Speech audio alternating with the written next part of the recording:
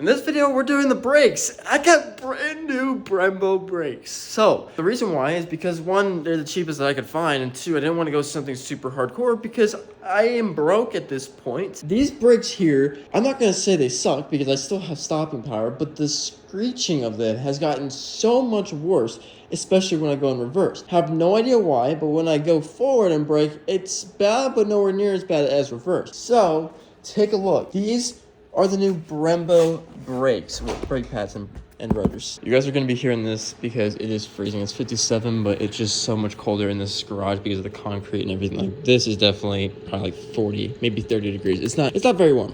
And it gets colder as you go away from here, obviously. I got Brembo brake rotors, drilled and slotted, but these things are still really heavy, but these things are massive, dude.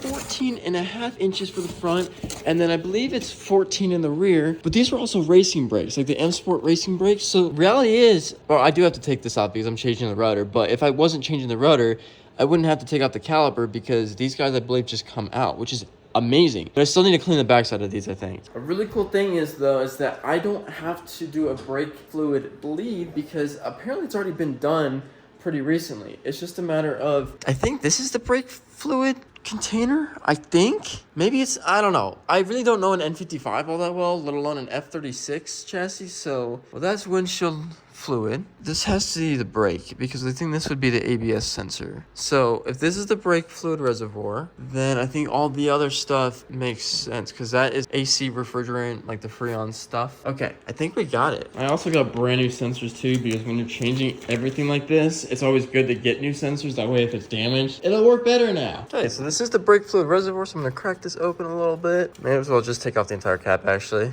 This just is gonna hold the pressure. I'm actually kind of curious to see how much I got in here. And it doesn't, well, it actually looks like I'm pretty full. I don't know if that fluid looks clear, but we could always test it afterwards. Keep in mind, I've never changed these brakes before, so I'm learning as I go. So I believe there's a little hook in here. It's just little clamps that I have to, yep, just like that actually. That was super easy. In actual reality, that clip is not supposed to be that easy to take out, especially with everything still on and inside the caliper. What you're really supposed to do is take out the pins that are there, but since I didn't know what I was doing, it took me a little bit to figure out. So that's why here I'm trying to diagnose everything when in reality I'm just figuring out how the hell I'm supposed to get these pads out. Research has been done. I gotta take out these little pins, so I gotta push those back. After that, I got an E19 socket that I have to do. One that's right here and then one that's on the bottom, if you can see that right there. Now, after that, caliper should come off, but I have to actually kind of push these brake pads in, take them out, and then we should have full access to the rotor.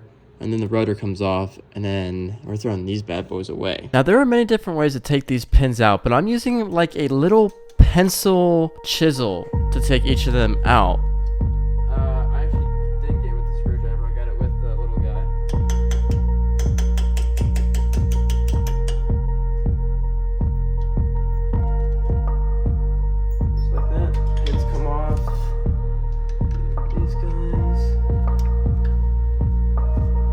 I'm genuinely not sure if these pads are just too big for the caliper or just too big for the rotor, or even both. I was having such a difficult time getting these out. These brakes were almost 30,000 miles old, but they still look like they had a ton of life to them. I also broke this, like a clean break of that. So my guess is that these brakes were actually way too big or these brake pads were way too big for the rotors. And as you can clearly tell, these brake pads were not going anywhere. Now, yes, you do have to do this in order to release the pistons from the brake pads, but this shouldn't be this hard. Okay. So now, see if you can get it up. Okay. Wow. They look fine. Yeah, they look okay. Now, technically, you can take the rotor off without taking the caliper off. However, you're just going to create more work for yourself, but also risk a lot of damaging and scratching and a lot of paint removal on that nice caliper. And now what I'm doing is loosening the two E19 screws that are holding the caliper onto the actual wheel hub itself. Now they're torqued at 110 newton meters, so I just want to warn you, it is really difficult. I don't know if that's a 40 these things. Hmm? So you might need to put some grease on these things.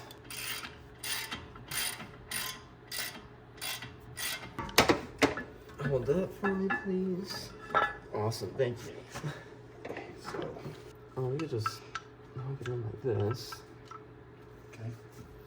I wouldn't even do it that way. I'd probably just do it around the shop. Well, the problem is that I have so much in here. And what you're looking at is the wheel hub, and it is pretty dirty. So I'm using a steel wire brush attached to the drill to clean off the wheel hub before placing any anti-seize lubricant on it. Now once you're done cleaning it with the steel wire brush, you want to make sure you clean it off with brake parts cleaner. Once you're done with that, then you can apply the anti-seize lubricant. You should note that this lubricant only goes around the nipple part of the wheel hub and not the actual face of the wheel hub where the lug nuts are located. Now out of the camera's sight, I sprayed the new brake rotor with brake parts cleaner to get off the factory film on there. After that, you can put the new rotor onto the wheel hub and tighten it with the new screw with a hex screwdriver and torque it to 27 foot-pounds or 12 newton meters. And before putting any of these new screws in, I'm using a thread locker glue. All you need is just a little bit. And once you have the thread locker glue on the screw, you want to go ahead and tighten it to 12 foot-pounds of torque. Time to put the caliper back on and then torque it to the correct specs. So I'm putting on the back screws that hold the caliper to the actual wheel hub. There's two sets of screws, one on the top and one on the bottom. Both have to be torqued to 110 newton meters.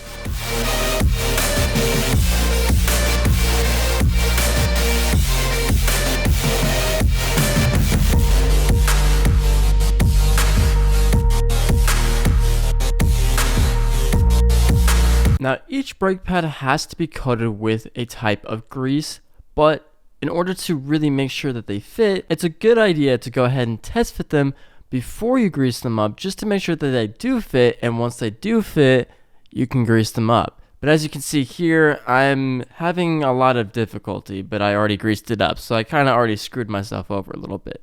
But once I got the brake pads in, it was time to put the pins back into the pin slots and then put on the brake pad bracket.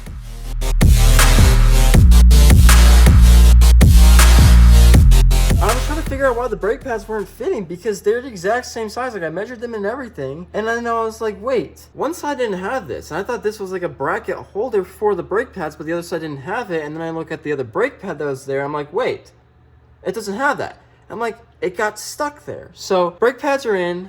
We just got to figure out clippings and everything. After that, it's literally doing this 4 more times. And I'm not even going to record that 4 more times. I'm literally just going to do it all. And then once it's done, I'm going to show you guys. What me and my father were talking about is this little bracket here that holds the brake pads into place on top of the pins. When I took it off, you guys saw, it was like this. That way I literally just pried it off and went like that. But what he's saying is that these wings here, they serve a purpose more than just design with these guys here to push down the brake pads, which actually do make a lot more sense, but this would be also a lot more difficulty in all honesty. So it turns out the bracket did have to be flipped, but once I flipped it, I inserted the pins back into the pin slots, hammered them in, and then successfully completed one side of the brakes. And then this is what a correctly completed M Sport brake system looks like. Now on a 2015 435 XI Grand Coupe with M Sport brakes, there's 2 sensors and one is in the right passenger side and the other is the front driver's side. Now in order to get to them, you have to take off the liner wall in order to get to the end part of the actual sensor. So there's this clip that's in the back here. Okay, and then you have to flip one up, just drag it out there. So I think that's probably the long one. Got the long one here. It's always a good idea to kind of just run it back before you even do anything. Pull the other one out. So yes, this is highly recommended. You may be a mechanic yourself, but the way BMW works is that they never make anything easy. However, these brake lines aren't exactly the hardest thing to do because there's only 2 wires apparently next to each other. one's the brake line and the other is another sensor to which I have no idea what it does. But as you can see, these little clips over here hold everything together, not only on the control arm but on the main chassis, and then actually onto the brake pad. So if you don't follow this, it's not going to be another world, but it's just always a good idea to be safe than sorry.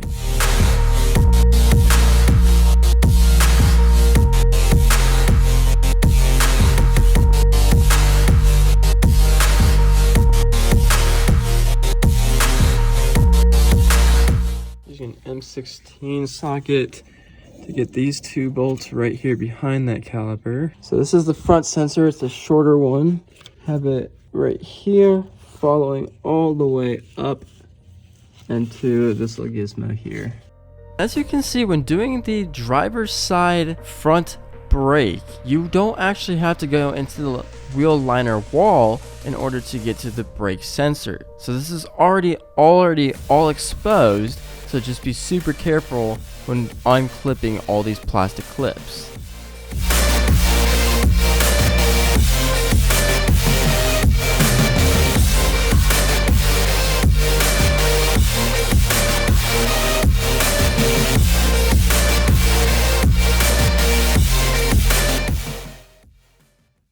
The brakes have been put on, they've been broken in just a little bit, so they're not super brand new anymore, but no more squeaking. BREMBO rotors with the pads